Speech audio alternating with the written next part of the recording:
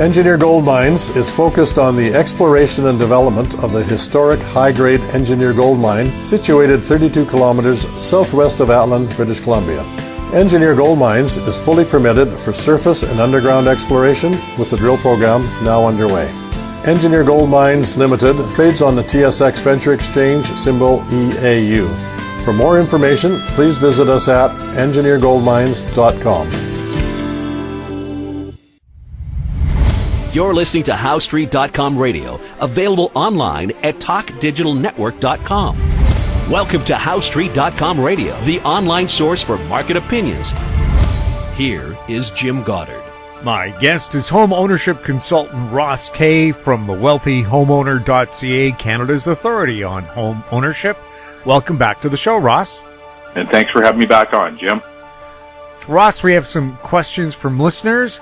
Ross in Toronto asks, we're looking at selling our home or trade up, as Ross often says.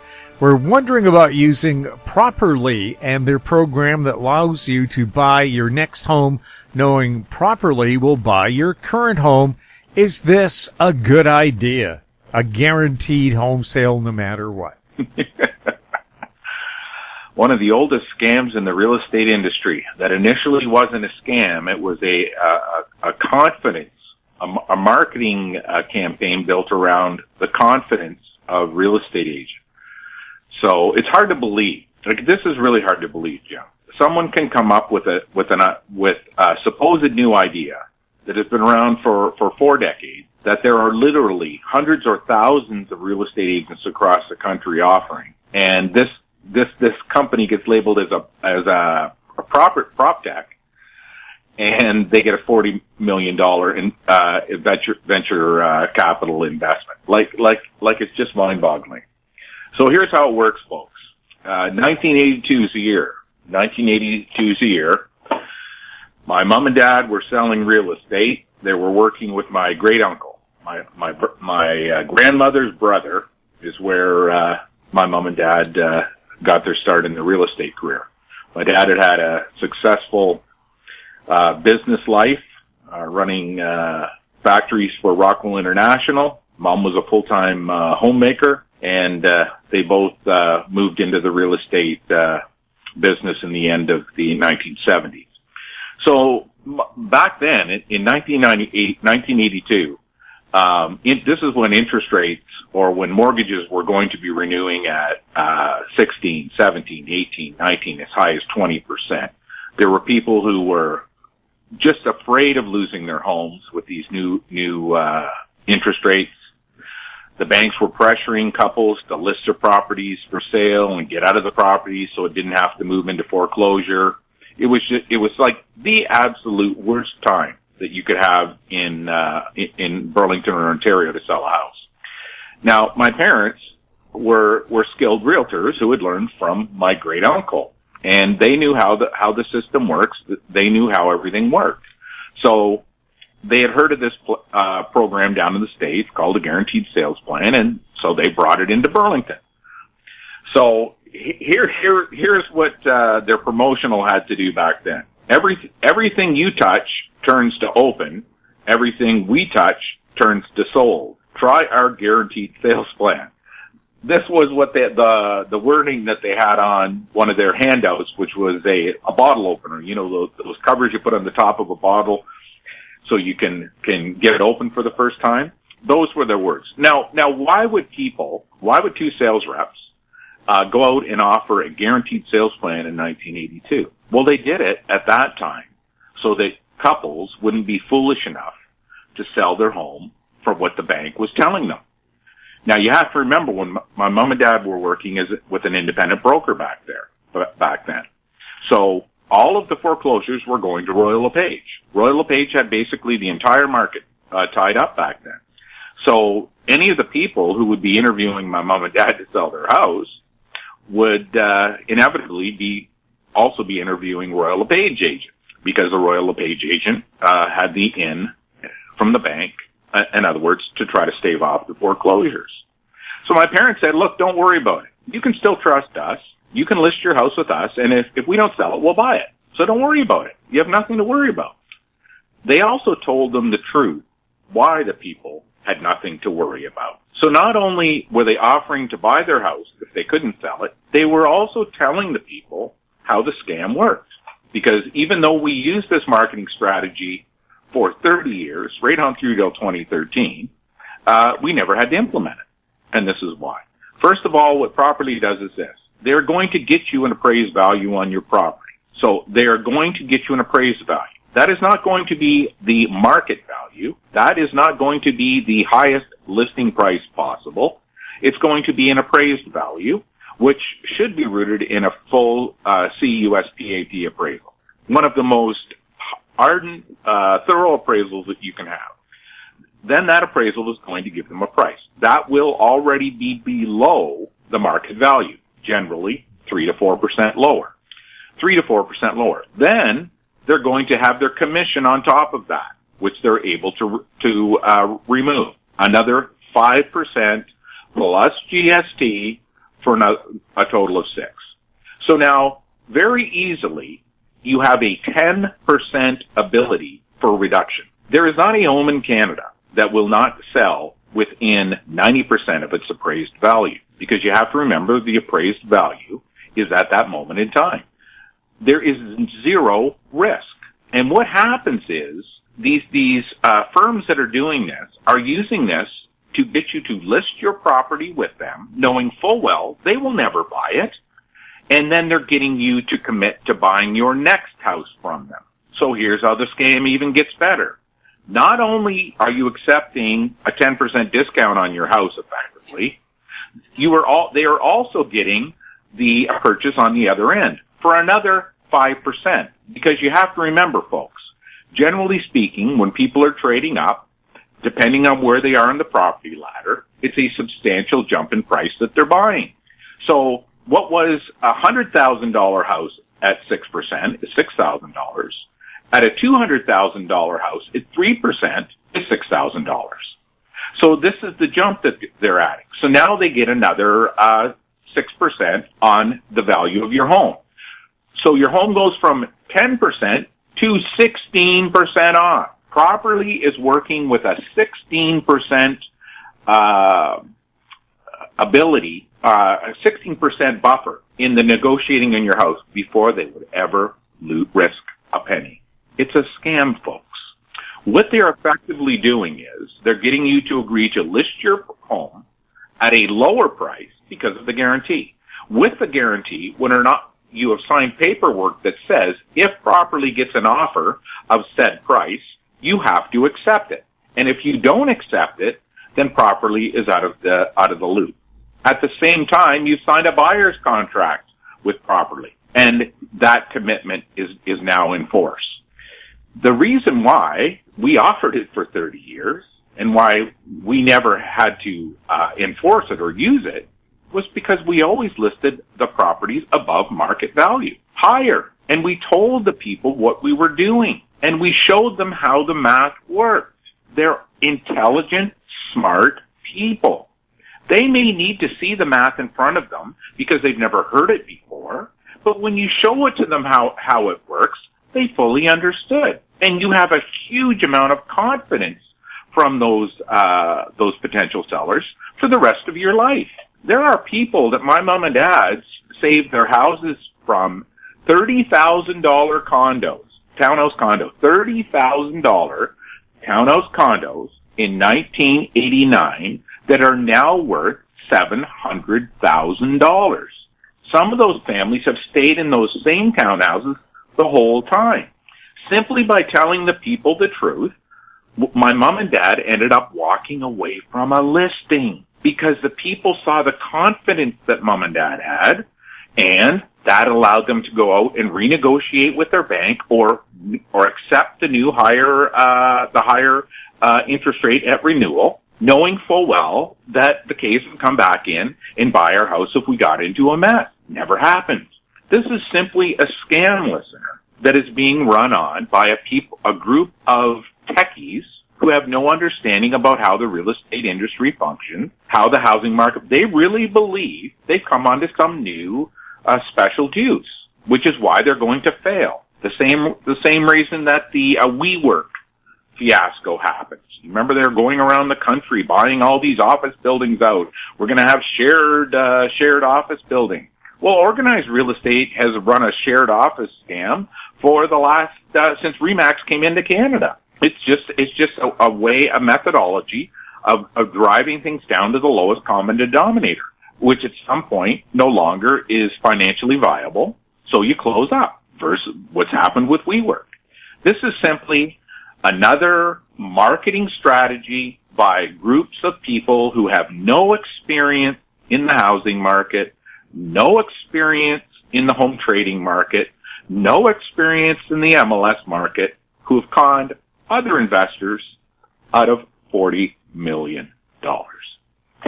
We'll have more with Ross Kay right after this. Media recognition from Bloomberg, Reuters, recycling trade publications, patented process for 100% recovery of critical metals, including cobalt, lithium, nickel, manganese, aluminum. American Manganese is focused on recycling lithium-ion batteries for electric vehicles. American Manganese trades on the TSX Venture, AMY, the US, AMYZF, and Frankfurt 2AM. For more information, visit AmericanManganeseInc.com or phone me, Larry Ray, at 778-574-4444. Don't miss out. Stay informed. Receive the HowStreet.com weekly recap with thought-provoking podcasts, radio, and articles delivered to your inbox. Sign up for the HowStreet.com weekly recap on our homepage at HowStreet.com.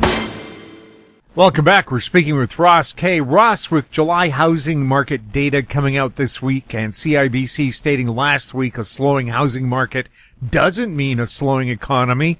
What should we be looking for housing going forward? And does it mean a slowing economy, despite what CIBC says? Of course it means a slowing economy. Like, come on. Look, there is what may be a latency in the housing market affecting the economy, but it's going to affect the economy. The latency happened on the other end, too. Like, it's bizarre what these economists are talking about.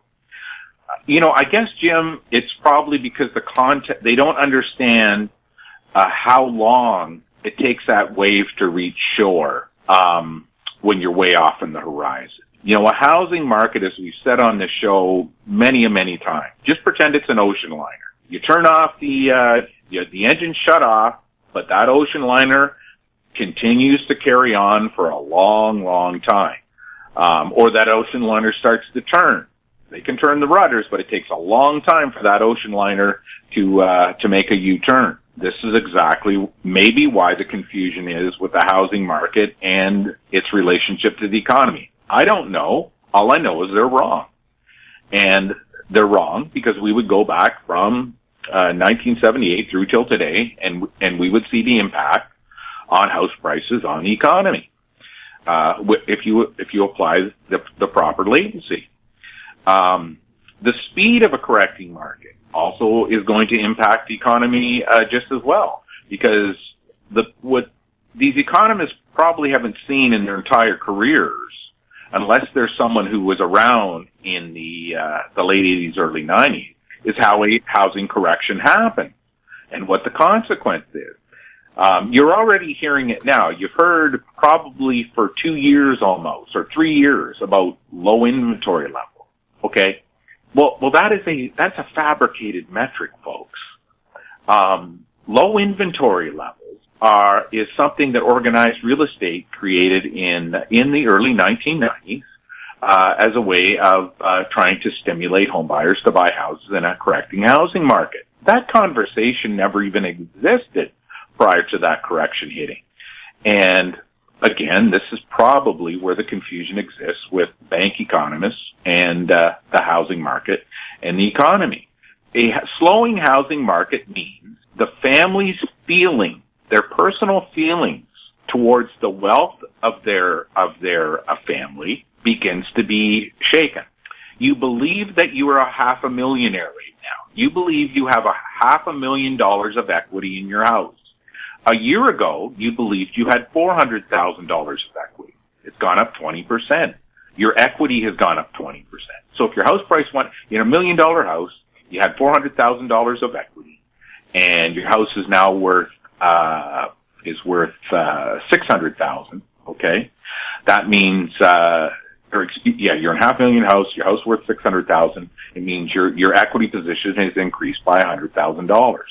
I'm talking off the top of my head here, folks, so you have to forgive me. I don't have a screenshot that I'm looking at right now. So when the family starts to feel that the housing market is slowing, they start to panic. First of all, they said, we're just going to quit spending. And the second thing is they start to panic. Well, those are really at risk. They begin to think about listing their home for sale and getting out of the housing market while the getting is good. So they list their houses for sale. Those people, because they're looking to exit the market, they can afford to take a hit. They can afford to take a drop in price. In other words, if they believe their house is worth $600,000, they're still happy getting $550,000 or $540,000, right? So let's do $540 because that makes it a 10% drop. It's very easy for them to accept that. Now, imagine the circumstance that we're in right now after a year and a half almost now of a pandemic lockdown and the acceleration in the MLS average price because of the way that the sales mix is impacted. Again, as we've said on the show over and over again, this is a singular opportunity that all MLS systems across North America have all functioned in this exact same way. Same as globally. Globally, you've heard the same comments globally. It's mistakenly blamed on quantitative easing. That's not it. You're seeing in real time this particular time. So I'm not talking about the past. This particular time, how the sales, moving up the property ladder creates house price illusion through an average selling price. So these people can take a loss, a substantial loss. They could take a 20% loss in the value of their home and still be laughing all the way to the bank because the last year and a half gain is not real gain and they know it. Their perspective is still from a year and a half, 2 years ago. Everybody remembers the past with real estate prices. They don't remember today. When you're talking about people who are saying, I wish I had bought a house back in 2013. Well, that's because they're remembering 2013 prices. They're not remembering 2017 or 2016 in British Columbia, 2017 in Ontario, and now 2020. Well, let's, for the sake of the argument, the fall of 2019 before the pandemic hit. Now they're looking at the context today, but they're always rooted in the price of yesterday. So this is the same thing that happens with the slowdown in the economy in terms of household spending. People don't buy cars when their house isn't going up in value. The home ownership rate is not increasing when people see prices of houses falling. Investors, you have probably, I'd have to take a look, Jim. I know you've got over 250,000 homes in the queue right now in the new home market. Okay?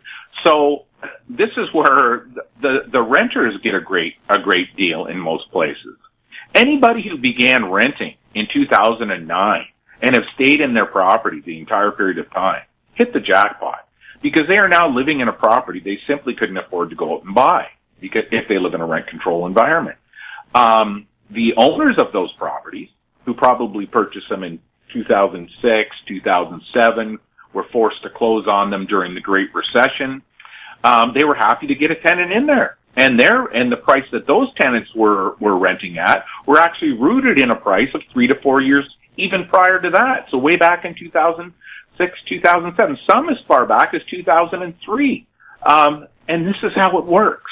So when you hear an economist at a bank saying that, don't worry, that's the first time your spidey senses should be going up. Well, since he's serving or she's serving the interests of their bank, and she is trying to make sure that the shareholders are protected, and they can't really do anything to cause damage to their bank shareholders, obviously their messaging is skewed. Look, Benjamin Tall, we call him Benny Talltails here at the office. You know, he comes out with some comment about the housing market, and we're just laughing at it because our data shows what he's saying is factually incorrect. There is no way he could prove to us that what he's saying would be true. Same thing here. People believe people are going to quit spending money in the housing market, that they are in turn going to start spending that money in the economy. That's not how it works. What people do is they quit spending money on commissions. They keep spending money in the housing market just the same. What they'll do is they'll do renovations on their houses. They will buy brand new homes, not MLS listed homes. Again, a warning. If your local MLS system has new builders on their MLS and they're reporting brand new non-existing homes as resale prices, then your MLS system data is really getting messed up right now. The fact of the matter is when you take out all that surplus spending, okay, from the housing market, then inevitably it's going to slow down the economy. And because no one is building enough single detached homes today, people are not going to look to move into the condos. They want to move up the property ladder. You either want a minimum of a townhouse, preferably a semi-detached, and even more preferably is a single detached home that has a backyard. If you're not building them, those people have no place to go. So they simply stay where they are. They also are afraid to spend money because they're worried about their home's value dropping in price. So all of the great things on household consumption that has benefited the Canadian economy since 2013 will immediately become a zero. There'll be no more growth. And we know in Canada, you don't have growth. That's called a recession. Then your talking points start about a recession. Recession. Then more houses come on the market. And because the way that houses are listed, it's also contrary to how people buy them. So it's just the same false narratives that drove the housing market from 2013 forward, from May of 2013 through till the fall of 2019.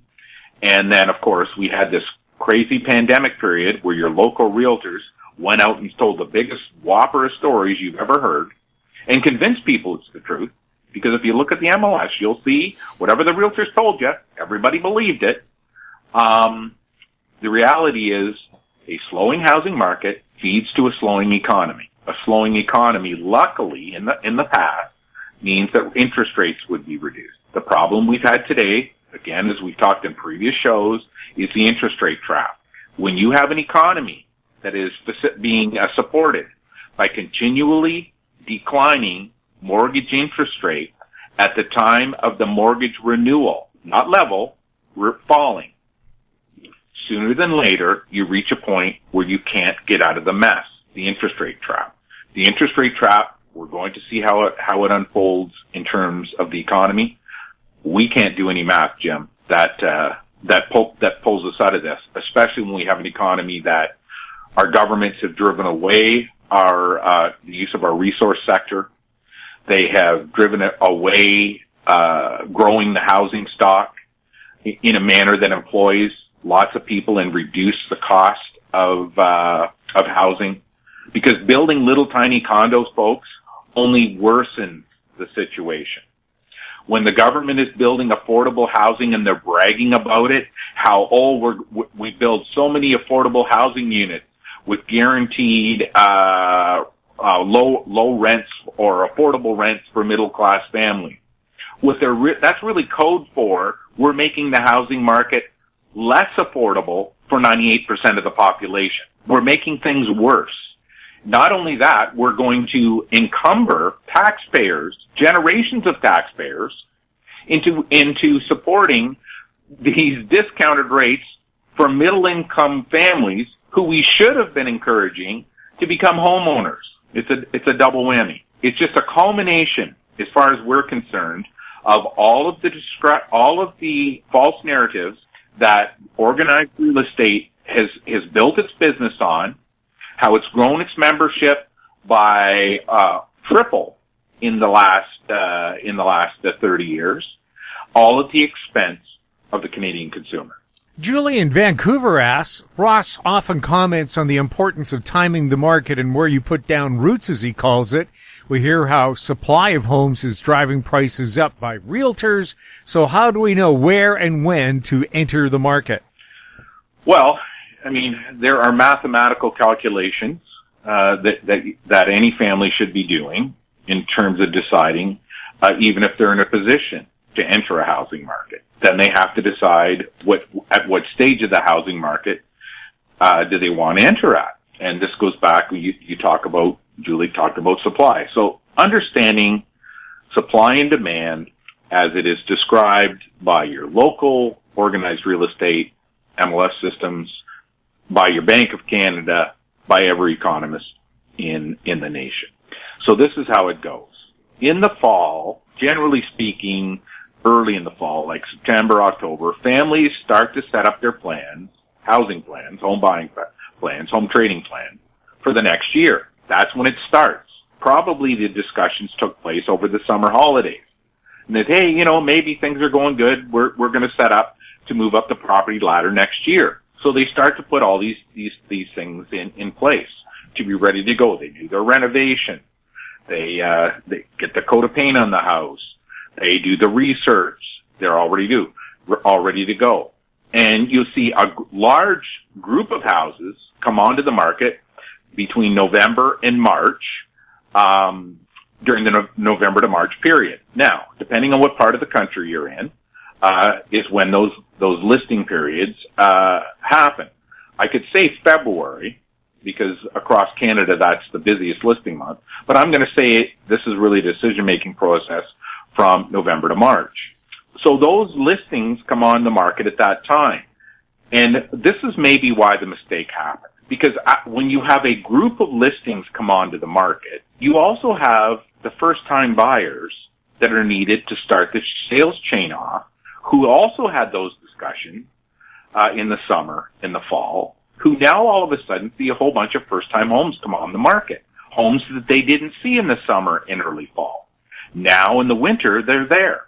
If what I'm saying is true, this is what would happen. Those first-time buyers would see the greatest supply of houses in their price category on the market. They would look at them and they would buy the best home possible. If that was true, you would see a reduction in average selling price because they're buying cheaper homes. Now, because this en masse movement happens, you'll still get listings throughout the rest of the year, but this is the prime listing period. So the owners of the houses that those first-time buyers bought are now looking to trade up to their next home. They look at the inventory that's available in the market right then. Okay, so now they move into the next price category of home, where the majority of sales happen. It's so insidious how this works. Like, I can understand why people don't understand it. I can understand why you can't read it in the MLS data. But I'm sorry, folks, after 40 years, you would think some economist, some bank would demand proof of how things work. So they go out and they buy from the best crop of houses in their price range. And then it happens again and it happens again. So what that means is there's always an imbalance of supply and demand because these sales happen in groups, which you see in a change in the average selling price. I mean, you never would have saw a April average selling price of $716,000 across Canada unless there were no first-time buyers buying homes, virtually speaking. Everybody was a trade-up buyer. That's how you reach that peak of $716,000. That peak in $716,000 is going to carry through for Canada for the rest of the year. Organized real estate doesn't tell you that. Bank of Canada doesn't tell you that. Canadian Bankers Association doesn't tell you that. But that's the way that it goes. So when you hear these comments about supply and demand, the housing prices are going up because there's not enough supply. No. That's how people trade homes. If you're the last one, the last owner, if you own the lowest quality, so let's say there are 100 houses going on market that first-time buyers are in the price category that first-time buyers would buy. If you own the last home purchased, the 100th home, you own the worst home out of that 100. Now, there may be other houses in the market, but of the ones that were on the market, you own the 100th worst home, which means it's worth less money. Now, you sell it at the end, after everybody else is already sold. So now you're going out into the market and you're looking, because everybody who owned a better house than you had already traded up the property ladder, you're getting their leftovers again. The same as the person whose house you bought. When they go to their next house, they're behind the curve. They're getting leftovers. So what you want to be doing, Julie, is you want to be the person who's going first. If you're a first-time buyer, you want to be moving before everybody else does. If you're a first trade buyer, you want to have your house on the market and get it sold before everybody else does. Second trade, third trade, fourth trade, the exact same thing, because you're going to see the highest price gain, and then you're going to be paying the lowest jump. You're not going to read this anywhere, Julie, okay? You're going to hear how look, the Federal Reserve in the United States of America today, Julie, they did a report. So they did a report. This is the biggest economic team in the world have issued a report on the American housing market. So it's Fed's Notes, July the 8th, 2021. So this is one that came across my desk today. You have to understand, Julie, I spend probably 4 hours a day researching housing. Now, I'm lucky because I know how I don't have to waste a lot of my time on the MLS research. The other guys can do that. I get to do things like studying a nail. Is this nail more effective? Tape. Oh, would this tape extend the longevity of a house? Hydro rates. Oh, how are hydro rates going to impact the price of houses going forward? Property taxes. I don't have to worry about learning about MLS market. I get it expanded. So I see these type of foolish reports by the dozens every single day. And here's one from the biggest economic minds in the world, the American Fed. Housing market tightness during COVID-19 increased demand or reduced supply? Question mark. That's the head of their note. The very first thing I see is a chart where they have months of supply and house price growth. What that means to me is I can see it in their charts, exactly what I just explained to you. And this chart they have here goes from, looks like 1995 through till 2021. So it's not a little tiny window. And they're making a causational relationship instead of the correlating outcome that I just described to you in this answer. Then I scroll down, and then I get just the two. I only get down like one page. And you should see the formula that they had to come up with to try to justify the conclusions they have by making a correlation a causation. Like, it's massive. It would take me 15, 20 minutes to read through this formula so I had a full understanding of what the inputs and outputs are going to be. This goes on page after page after page after page, and it's built on a myth. They don't see supply and demand the way that we see it. We see it as a natural, what I just explained to you before. There's a certain period of reflection that families take. It's common. Generally speaking, the most reflective periods in our lives are periods when we're not working, where we're taking a vacation, not a holiday, not a 1 day, 2 day holiday, a literal vacation from life. And then we reflect on what our life is and what we want to do going forward, which is what families do generally in Canada in the summer. They take action between November and March, and then the consequence of those actions either happens or it doesn't happen for the rest of the year. So in other words, if you need to get a ridiculous price for your property, you need to get 30% higher than what your property is really worth for the sake of the argument, you're going to be failed next year. You're not going to move. It may take you another whole year cycle to adjust your mindset to the realities of the housing market. But what you're not going to see is a causational effect between supply and demand. Look, Julie, the only place where supply and demand is legitimate, is on the housing stock. So your nation's housing stock, your provincial housing stock, your regional housing stock, your municipal housing stock, your neighborhood housing stock.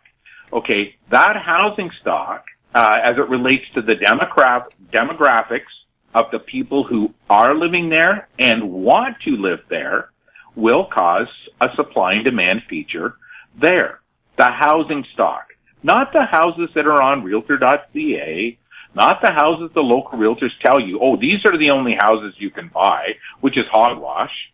I mean, there's going to be 1 million houses listed for sale this year. So anyone who tells you that you only have 100,000 to pick from across Canada is just nuts, because there's 10 times the number of houses you actually have to pick from. You just need someone to go out there and find you tell you what the other 9 homes are. The supply and demand, when they're measuring it through months of supply from your local real estate board, is a metric that was created decades ago to support the start of the sales chain in the spring of each year. It's a narrative that salespeople used during a 40, 50, 60-year period of seller-exclusive agency. So it was legal, 100% legal. It wasn't true, but because there's salespeople here, but it no longer exists, right? There's no need for these lies to be told any longer. I've just told you how it works. People take holidays in the summer, reflect on life, set up their plans for the next year, get their house ready to sell in the early fall. Then somewhere between November and March, they list their home for sale, and then the sales chain starts all over again. The sales chain normally runs right on through till July. So it begins in February, runs right on through till July in Canada. You also get a little offshoot from leftovers in the fall. When we talk about a fall housing market, what you're having is there are people who failed to move during that November to March period. They are rationally have readjusted in their minds where their price range is, which is lower, by the way. And then they reduce the price of their house, readjust what they're going to buy, and they still continue to move. There's just less of them. And anyone who studies the housing market from 1980 through till today, Korea's own stat, you can see that that's exactly what happened. You see the sales are lower in the fall, and prices follow the exact same pattern that they followed in the spring, except it's not to the same degree. Why? Because those people had to adjust their pricing framework downwards. So the property ladder started lower when it set off again in August and September, and it doesn't reach the same peak in October or November. When the next group of buyers, next group of homeowners decide that they want to trade up the property ladder all over again. This is why it's called the trading cycle. This is why when it comes to timing the market, there are many factors that you got to take into consideration. And if you're not getting that information, Julie, you simply are going to be following the herd. And in terms of the housing market, following the herd is going to cost you hundreds of thousands, if not more, of dollars. Ross, thank you so much for chatting with us. Thanks for having me on, Jim. My guest has been home ownership consultant Ross Kay from thewealthyhomeowner.ca. If you have any questions for Ross, he loves to answer them. You can send them to info@housestreet.com. Find us on Twitter @HouseStreet, our YouTube channel, Talk Digital Network. We're also on Facebook. I'm Jim Goddard. Thank you for listening.